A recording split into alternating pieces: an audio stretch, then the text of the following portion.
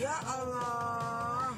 Pemirsa, viral di media sosial aksi seorang bocah yang sedang bermain skuter di tengah jalan raya. Gusti, kemana itu? Astagfirullah.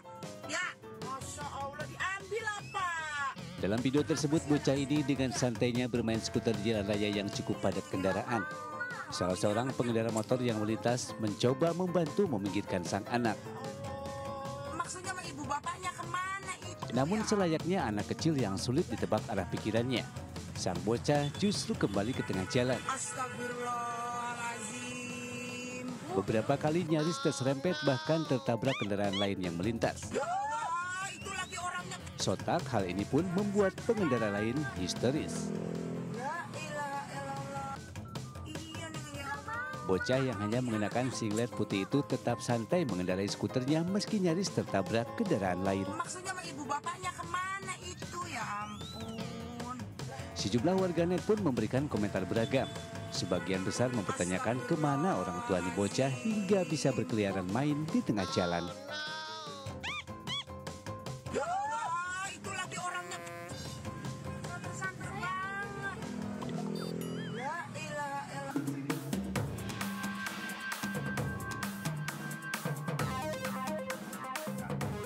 Sandi Permana, aktor laga dalam film misteri Gunung Merapi 3 atau yang lebih dikenal dengan serial Mak Lampir, tewas di tangan tetangganya sendiri di perumahan TNI Polri Desa Cibarusah Jaya, Cibarusah, Bekasi, Jawa Barat. Menurut sejumlah saksi di lokasi kejadian, peristiwa tersebut terjadi pada Minggu pagi tadi saat pemeran Arya Soma ini dalam perjalanan pulang usai mengurus ternak yang lokasinya tidak jauh dari rumah korban. Saat di tengah perjalanan, korban yang sedang mengendarai sepeda listrik dihadang oleh pelaku yang tiba-tiba langsung menikam korban dengan membabi buta. Korban sempat dilarikan ke rumah sakit di daerah Bogor, namun nyawanya tidak tertolong. Tim identifikasi Polres Metro Bekasi dan anggota Polsek Cibarusah yang mendapat laporan langsung menuju ke tempat lokasi kejadian perkara. Selain melakukan olah TKP, petugas juga meminta keterangan kepada sejumlah saksi. Kita ada kegiatan lingkungan, rapat warga, di situ terjadi perdebatan, dan dari perdebatan itu membuat si korban tidak senang dan berencana untuk memberikan somasi kepada tersangka. Belum diketahui motif dari penusukan tersebut, namun polisi telah melakukan penyisiran CCTV di sekitar lokasi kejadian dan tengah memburu pelaku yang telah teridentifikasi. Dari Kabupaten Bekasi, Jawa Barat, Didi Junaidi melaporkan.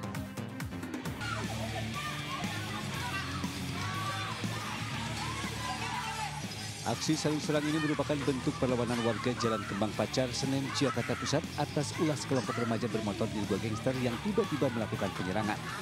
Warga berusaha mempertahankan mulut gang agar kelompok geng motor tak bisa masuk ke area pemukiman. Tak hanya saling lempar batu, botol minuman, dan petasan, kelompok gangster juga membekali diri dengan beragam jenis senjata tajam.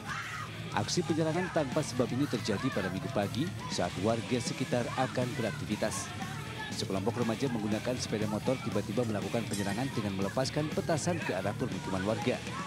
Sontak saja, warga sekitar pun ketakutan dan masuk ke dalam rumah. Salah seorang warga bahkan harus dilarikan ke rumah sakit lantaran menjadi sasaran penyerangan.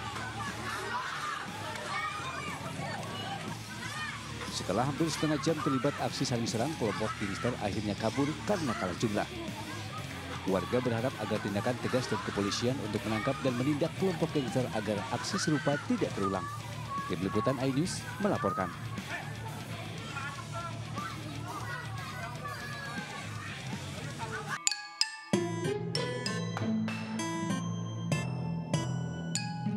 Viral di media sosial, tindikan hidung seorang wanita tersangkut di sebuah kursi.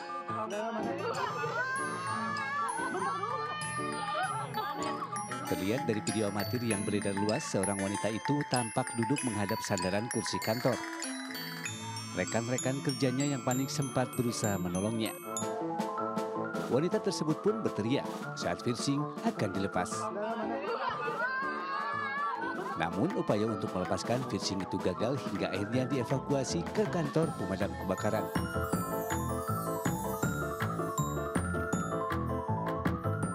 Menariknya, wanita itu digotong oleh rekan-rekannya sekaligus dengan kursi ke pos damkar terdekat.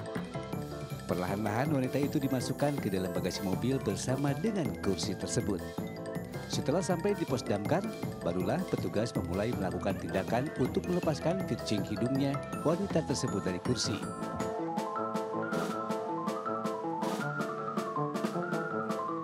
Tampak petugas mengeluarkan sejumlah alat pemotong berukuran besar untuk melepaskan pitching itu. Namun tentu saja semua mesin itu tidak digunakan petugas.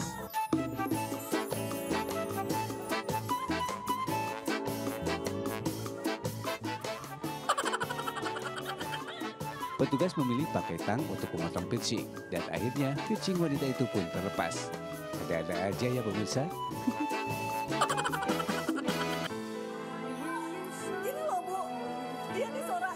Miris bin ajaib nih, pemerintah lagi gencar-gencarnya lakukan program makanan gizi gratis bagi murid.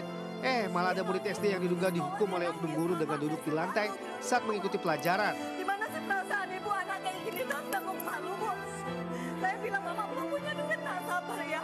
Tapi biasa disuruh belajar bawah, ya usah, Bu. Dari informasi yang didapat, lokasi kejadian berada di salah satu sekolah swasta wilayah Kota Medan, Sumatera Utara. Usut punya usut, murid ini dihukum lantaran tidak bayar SPP bulanan. Bahkan sang ibu dari murid ini sempat emosi akibat perlakuan oknum guru tersebut. Wih, wajib jadi sorotan dari pemerintah nih. Jangan sampai gara-gara tidak bayar SPP atau iuran bulanan malah menjatuhkan mental muridnya. Justru ibu bilang ini nggak sopan. Lantas kenapa ibu taruh anak saya di bawah? Apa itu sopan? Tindakan sopan. Mana orangnya? Seorang bocah di Kabupaten Bekasi, Jawa Barat diamankan warga usai terlibat kecelakaan. Bukan karena pelanggaran lalu lintas ia diamankan, tapi karena kedapatan membawa uang palsu pecahan Rp50.000 dan Rp100.000 senilai Rp2.250.000. Menurut warga, kejadian berawal ketika si bocah akan berputar arah di depan Midland Tambun, tepatnya di Jalan Teguh Umar, Tambun Selatan, Bekasi, Jawa Barat. Motor yang dikendari anak tersebut tiba-tiba tertabrak mobil dari belakang sehingga oleng dan terjatuh. Di saat yang sama, uang yang dibawanya jatuh tercecer di jalan. Warga yang berada di lokasi kejadian langsung membantu mengumpulkan uang pecahan Rp50.000 dan Rp100.000 milik anak tersebut. Namun saat dipegang dan diperhatikan uang tersebut semua palsu. Dari arah sana juga nyebrang ada mobil ditabrak juga itu. Enggak ini sih, cuman kesenggol dikit. Jatuhlah itu duit, Mas, hampar-hamparan di jalanan banyak banget. Saya mungutin. Iya, saya megang, dapat banyak. Saya taruh, saya simpen, saya balikin lagi. Oh, ini uang palsu gitu, saya balikin. Dari pengakuan anak tersebut, uang itu bukan miliknya. Ia hanya disuruh mengantar ke orang lain dengan upah Rp50.000. Karena menyangkut peredaran uang palsu, anak tersebut diserahkan ke pihak kepolisian Polsek Tambun Selatan. Dari Kabupaten Bekasi, Jawa Barat, Didi Junaidi melaporkan.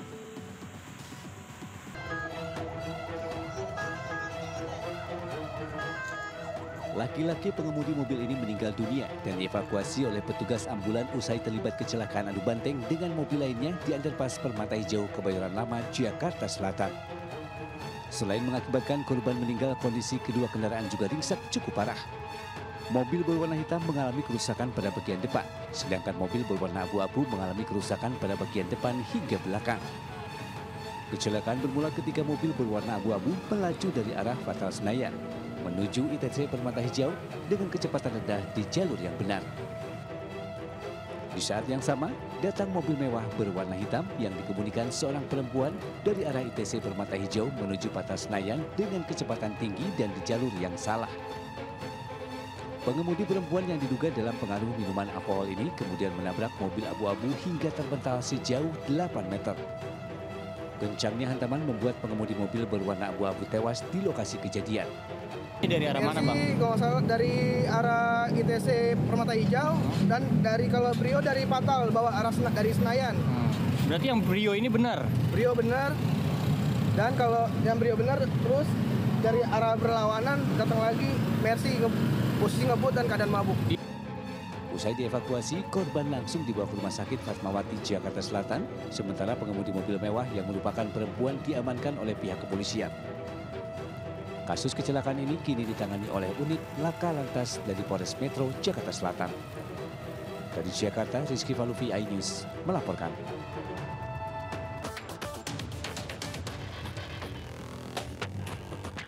Heboh di media sosial, seorang pedagang bakso keliling tertabrak minibus yang melaju kencang.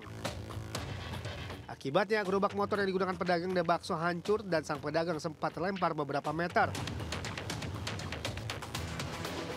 Seketika dagangan bakso yang ada di dalam gerobak langsung berantakan. Beruntung menjual bakso selamat dan tak mengalami luka parah. Ia pun langsung bangkit untuk mengejar pengendara mobil yang menabraknya. Berdasarkan informasi yang dihimpun, insiden ini terjadi di Desa Jatirejo, Kabupaten Kediri, Jawa Timur. Dan insiden ini telah diselesaikan secara kekeluargaan.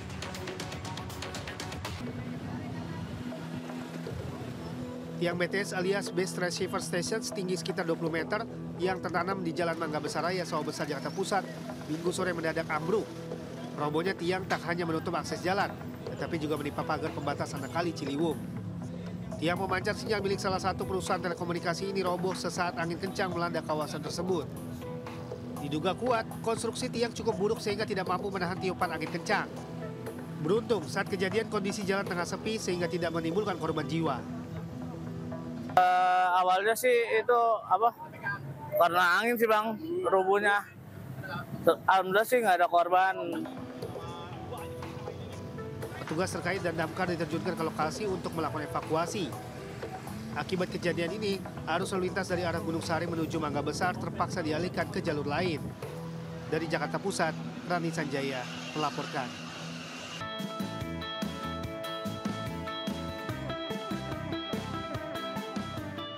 Aduh, siapa yang nggak bisa nolak kalau lihat yang kenyal-kenyal kayak gini ya? Namanya lontong kikil Blenger. Meski letak warungnya ngumpet di wilayah perkampungan, namun keberadaan warung lontong kikil Blenger di kawasan Bligo Candi Sidoarjo ini tetap ramai dipenuhi pembeli. Biasanya begitu warung dibuka sekitar jam 9 pagi, sejumlah pembeli langsung berdatangan untuk sarapan. Sekilas jika dilihat dari bentuknya, lontong kikil Blenger ini hampir sama dengan kuliner lontong kikil pada umumnya. Namun perbedaan baru terasa saat potongan kikil telah masuk ke dalam mulut. Kikil yang diambil dari kulit dan urat kaki sapi ini telah tercampur sempurna dengan bumbu rempah, sehingga selain lezat, juga empuk dan mudah untuk dikunyah. Ada 3 varian makanan lontong kikil yang ditawarkan di warung makan rumahan ini. Di antaranya lontong kikil biasa, lontong kikil Blenger, dan lontong kikil Gragot yang disajikan utuh dengan tulang kaki sapi. Penasaran aja karena banyak orang yang pada datang gitu. Udah ini 3 kali, 2 kali yang pertama kedua udah habis kehabisan. Jadi ini yang ketiga untuk alhamdulillah nemu nih. Bikin Blenger beneran sih. Gitu ya, enak ya? Enak, mantap pokoknya. Blenger ini kan hanya porsi yang lebih banyak, yang lain belum ada gitu aja. Kalau kelebihan ya saya merasa tidak punya kelebihan apa-apa Pak. Gitu ya. Kikil Blenger ini. Jadi perbedaan aja sedikit. Sementara harganya sendiri cukup terjangkau, antara Rp15 hingga Rp35.000 per porsi, yang itu pun langsung didiskon dari penjualnya saat melakukan pembayaran. Tak salah jika dalam sehari warung ini mampu menjual sekitar 400 porsi lontong kikil dengan bahan baku mencapai 100 kg kikil. Anda tertarik untuk mencobanya? Dari Sidoarjo, Jawa Timur, Pramono Putra melaporkan.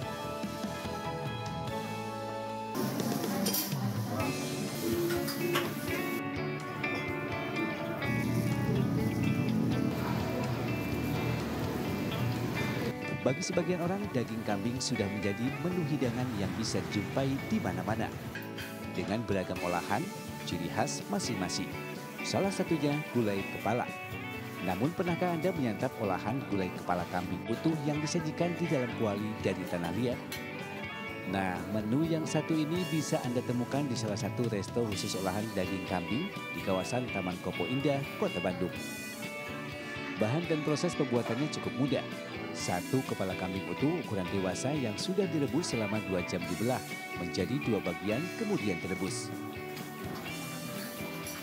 Untuk menghilangkan rasa amis, masukkan garam, jahe, serai, daun jeruk, dan daun salam. Selanjutnya masukkan bumbu olahan khusus diikuti taburan aneka rempah pilihan.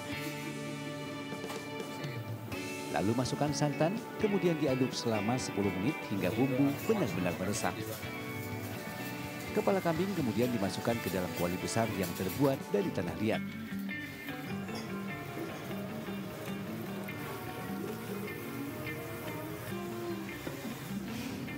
Dan 1 porsi gulai kepala kambing utuh siap disantap. menu kepala domba dengan rangka-rangkanya. Apalagi untuk si rasanya enak banget, rempah-rempahnya sangat kuat, dagingnya empuk banget, juicy banget. Saya pertama kali datang ke sini, saya lihat dari sosial media. Pemilik resto Siswojo menyatakan ide pembuatan gulai kepala kambing utuh ini berawal dari kegemaran dirinya makan menu hidangan kepala.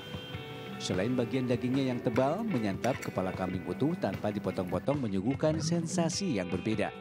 Kalau menu sudah dipotong-potong, sensasinya kurang, makan kurang puas. Kalau dia bentuknya setengah kepala atau kepala utuh, makannya puas gitu loh.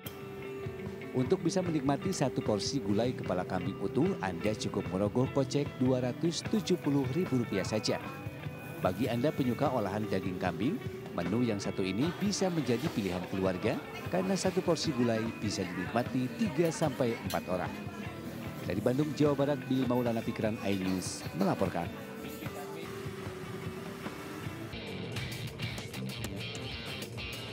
Sesudah Patrick Kluivert melatih timnas Indonesia dalam waktu dekat ini. Di hadapan publik, Kluivert resmi diperkenalkan oleh PSSI lewat jumpa pers di Hotel Mulia Jakarta pada Minggu sore. Mantan bintang Barcelona itu menceritakan pengalamannya saat tiba di Indonesia. Kluivert juga berjanji akan memberikan kemampuan terbaiknya bersama timnas Indonesia, terutama untuk meloloskan skuad Garuda ke Piala Dunia 2026. Well, what I told you before, my goal is to qualify, of course, for the World Cup. So the first 2 matches are very, very important. We need to, to be directly sharp against Australia, and after against Bahrain, we need to be as well very sharp. So from the first 2 games, I love to have at least 4 points in the pocket. We go, of course, for 6 points, but we need to respect also the opponent. Selain itu, Kluivert juga menanggapi pemain lokal Indonesia. Dirinya berjanji akan memaksimalkan pemain lokal Indonesia yang dianggap merupakan jantung dari skuad Garuda. Beberapa waktu ke depan, Kluivert akan menonton laga liga lokal supaya mengenal talenta pemain Indonesia. Yes, of course, I'm new. I need to check also the local players, of course, because I think the local players are the heart of Indonesia. And the other players are, of course, super important, but I think we need to focus very good on the local players and check the quality of the local players, because I think that is hyper important to, implement those players as well, because you want to have also the heart of Indonesia in the team. The quality for me is the most important thing, of course, but yes, in a few weeks I will come back and I'm going to check the local players for sure. Pelatih asal Belanda itu dikontrak 2 tahun dengan opsi perpanjangan kontrak 2 tahun. Rencananya, Kluivert akan berkeliling Indonesia untuk memantau para pemain Indonesia, khususnya para pemain lokal. Tim Liputan melaporkan.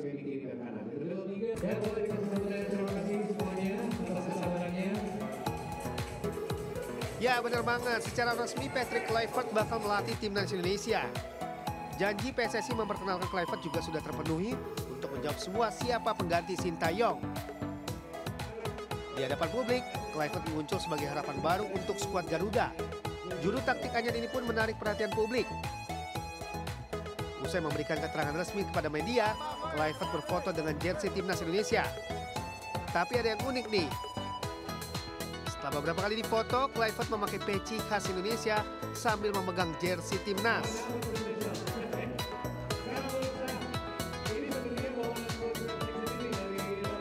Wih, cucok banget ya.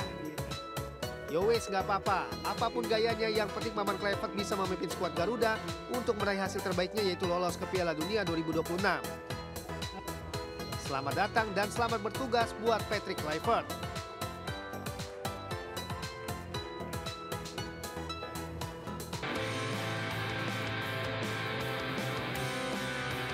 Sementara itu, kedatangan pelatih baru mendapat sambutan dari sejumlah pemain inti timnas senior Indonesia.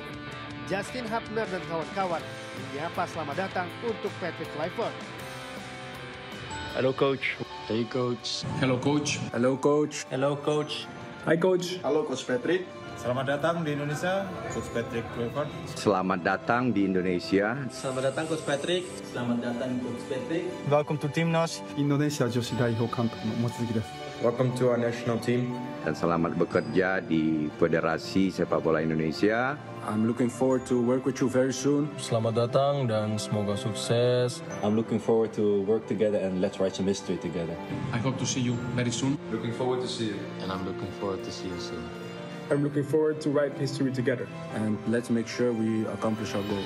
Let's qualify for the World Cup.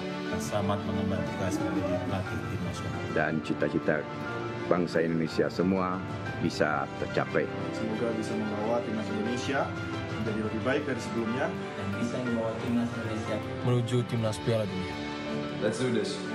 Let's do this all together. I will see you soon.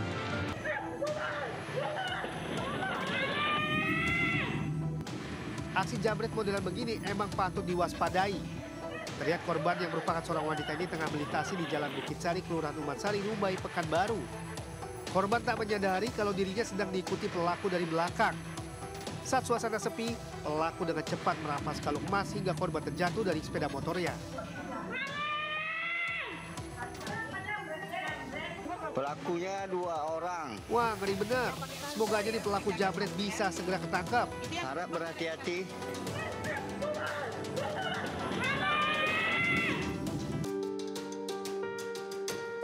Pemirsa, saat ini saya sedang berada di Kecamatan Keronjo, di mana ini merupakan salah satu titik yang dilewati oleh pagar laut misterius sepanjang 30 km lebih.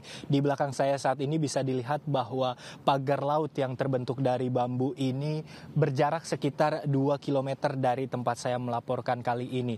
Selain itu, keberadaan pagar laut ini juga dinilai mengganggu aktivitas dari nelayan ketika melaut. Kita ingin mencoba mencari tahu apakah kegiatan-kegiatan nelayan ketika melaut, apakah ada kerugian yang disebabkan oleh keberadaan pagar laut sepanjang 30 km saat ini. Kita ingin mencoba bersama-sama mencari tahu dan bertanya kepada salah satu nelayan yang ada di Kecamatan Keronjo. Selamat siang, Mas. Izin dengan Mas siapa? Agus. Oke, Mas Agus, izin sebagai nelayan nih di Kecamatan Keronjo. Dengan adanya pagar laut sepanjang 30 km ini, apakah ada kerugian yang ditimbulkan untuk nelayan, Mas? Kalau ditimbulkan sama nelayan sih emang sangat merugikan sekali ya, Mas ya. Apalagi kalau sekarang itu kita kayak nelayan-nelayan kecil itu sangat terganggu dengan adanya pagar-pagar ini. Gitu tuh. Oke, Mas, ini kan katanya belum ada yang tahu nih pagar laut ini. Apakah Mas sebelumnya pernah lihat gitu? Apakah pernah tahu pembangunan dari pagar laut ini? Apakah sempat ngelihat prosesnya gitu, Mas? Kebetulan kalau ngelihat proses pembuatannya sih saya sering lihat hampir setiap hari. Cuman kalau untuk pemiliknya sih siapa yang suruh itu, siapa yang punya saya belum tahu. Kurang tahu pasti soal itu. Oke, Mas, kalau untuk biaya gitu adakah tambahan biaya karena adanya keberadaan pagar laut ini, Mas, dari kegiatan melaut? Untuk transportasi dari saya nelayan itu perkiraan bisa meningkat sampai 30%, Mas. Dari misalkan BBM nih, BBM buat jalan ini yang tadinya 5 liter jadi 8 liter. Siap, terima kasih Mas Agus, selamat beraktivitas kembali. Yaitu dia pemirsa, harapan dari para nelayan yang berada di perairan Tangerang, karena ada sekitar 3.000 lebih nelayan yang dirugikan dengan adanya keberadaan pagar laut sepanjang 30 km lebih ini. Dari Kabupaten Tangerang, Hamzah Hasibuan, Jaka Samsa, Raga Firdaus, iNews melaporkan. Sekjen PDI Perjuangan Hasto Kristianto buka suara terkait pemanggilan dirinya oleh Komisi Pemberantasan Korupsi KPK sebagai tersangka dalam kasus dugaan suap terkait Harun Masiku. Hasto memastikan akan memenuhi panggilan KPK yang dijadwalkan hari ini. Kepastian itu disampaikan Hasto pada acara Rani Perseri Soekarno-Ran yang digelar di kawasan Gelora Bung Karno Minggu pagi. Hasto juga menyatakan sudah mempelajari apa saja yang menjadi hak dan kewajibannya sebagai tersangka. Oleh karenanya, ia berjanji akan menghormati seluruh proses yang telah berjalan di lembaga anti rasuah tersebut dan akan menjalaninya dengan penuh keyakinan. Dan sesuai dengan komitmen saya akan taat sepenuhnya pada seluruh proses hukum yang berkeadilan. Ya, kami hormati terhadap seluruh proses yang ditujukan kepada saya. Saya punya kewajiban-kewajiban. Bahkan saya juga sudah membaca hak-hak saya dalam status sebagai tersangka. Hak sebagai tersangka apa saja itu sudah saya pelajari dengan sebaik-baik. Jadi saya akan hormati seluruh proses. Dalam acara Rani Perseri Soekarno-Ran tersebut, PDIP secara khusus mengundang KPK. Namun KPK yang dimaksud bukan Komisi Pemberantasan Korupsi, melainkan nama sebuah grup musik. Event Soekarno Run ini merupakan rangkaian dari peringatan hari ulang tahun ke-52 PDI Perjuangan. Dari Jakarta, Tim Liputan iNews melaporkan.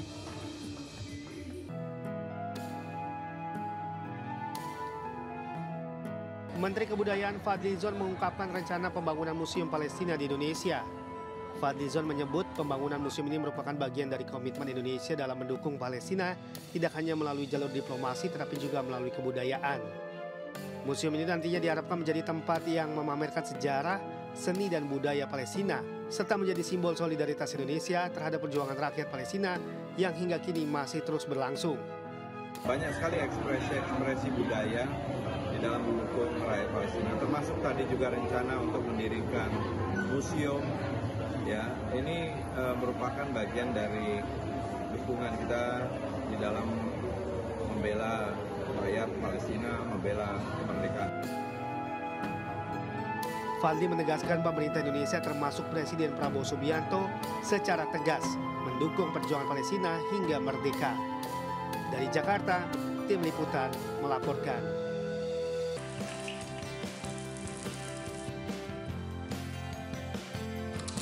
Siapa sangka ternyata kulit ikan bisa menjadi makanan enak, lezat dan gurih. Ya, di tangan seorang ibu rumah tangga bernama Devi Susanti inilah kulit ikan menjadi crispy yang banyak disukai masyarakat.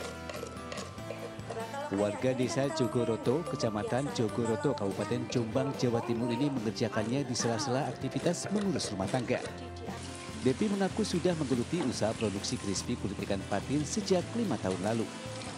Awalnya Devi hanya mencoba-coba saja mengolah kulit ikan patin yang dianggap limbah dari hasil budidaya suaminya. Karena banyak pembeli yang hanya mengambil dagingnya saja, Devi kemudian mencoba meracik bumbu untuk membuat kulit ikan tersebut menjadi crispy. Hasilnya ternyata luar biasa. Banyak teman dan tamu yang mencicipi makanan menjadi ketagihan. Setelah mengikuti berbagai pelatihan tentang UMKM, Devi kemudian mencoba menekuni usaha produksi crispy kulit ikan patin. Setiap hari Devi kini memproduksi 5 kg crispy kulit ikan. Crispy kulit ikan buatannya dikemas Devi menjadi 2 ukuran. Pertama dengan harga Rp12.000 dan ukuran yang besar Rp25.000. Pembeli crispy kulit ikan patin buatannya menurut Devi tidak hanya dari daerah Jombang saja, tapi juga dari berbagai daerah lain seperti Mojokerto, Kediri, atau Surabaya. Berkat ketekunannya, Devi mampu meraup omset antara 6 hingga 8 juta rupiah per bulannya. Ini dari kulit patin. Kalau untuk mulai sekitar jam 8 seperti ini ya sampai sebelum asar itu sekitar 20-25 toples. Itu habiskan berapa? Kurang lebih 5 kilo kulit patin. Keripik ikan patin. Emangnya udah langganan di sini, Pak? Udah. Kenapa Pak kok tertarik ke keripik? Rasanya enak, terus gurih, dan enaknya itu nggak amis, Mas. Dari Jombang, Jawa Timur, Muhtar Bagus, iNews melaporkan.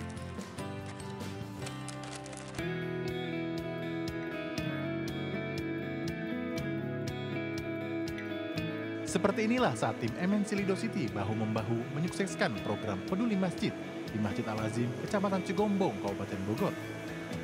Dalam program kali ini, tim MNC Lido City membersihkan sejumlah titik di sekitar masjid, mulai dari tempat wudhu, toilet, mengepel lantai, debu karpet, hingga keluar halaman masjid.